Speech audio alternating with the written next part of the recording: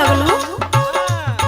अरे का बताइए सखी, पता नहीं कैसे कुल में ररुआ कहने के हमरे और का डेराना हमसे एक ठे हमरे और बात निको बतिया का तो पहले दौड़ के मरबे करेला।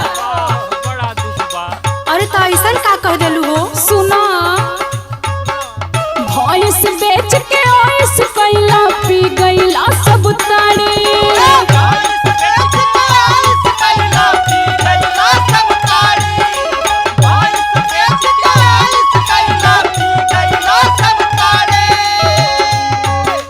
मिलल दहेज में गाड़ी जेवन को दिहला कबड़ी। ये तले बात कहले बड़ी है सखी और कुछ नहीं के कहले। भैंस बेच के आइस कैला पी गईला सब ताड़ी। मिलल दहेज में गाड़ी जवन को दिहला कबड़ी। तो यही कहला खातिर मुना देले बमारी।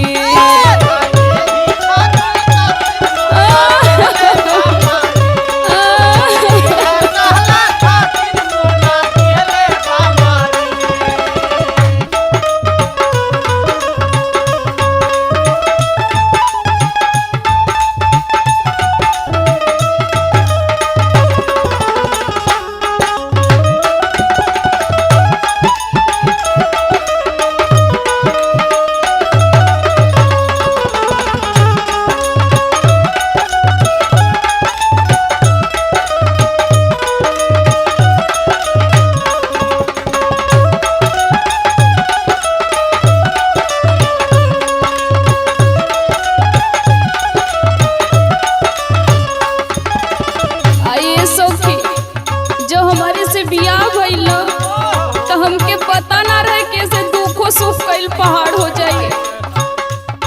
सुनो, आज ले न सुख तोहर कुछो हम जनली।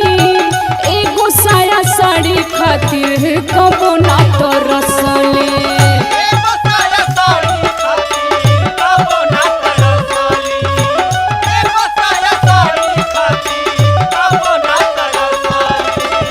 आज ले न सुख तोहार कुछो हम जनली।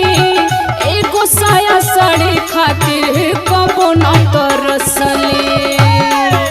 केकरा से हम कही अपना दुख के लाचारी।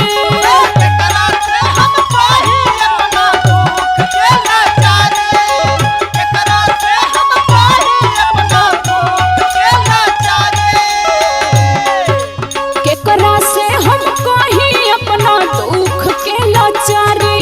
तो यही कहला खातिर मुना देले बमारी।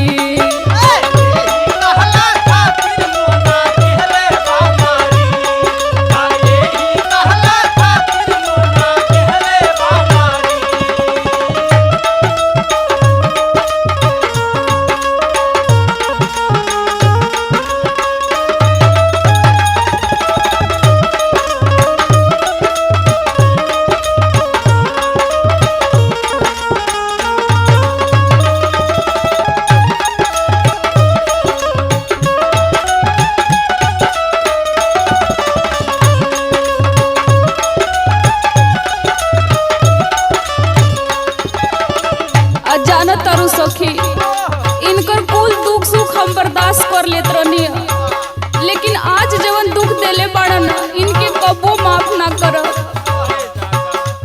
सुनो, सारा सुख भोगनी हम तो अपना नैहर में। एगो धनंजय डहले बाड़े हमके घर में।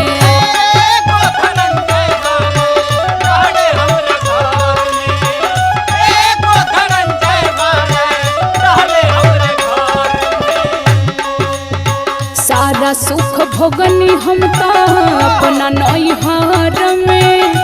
एगो धनंजय डहले बाड़े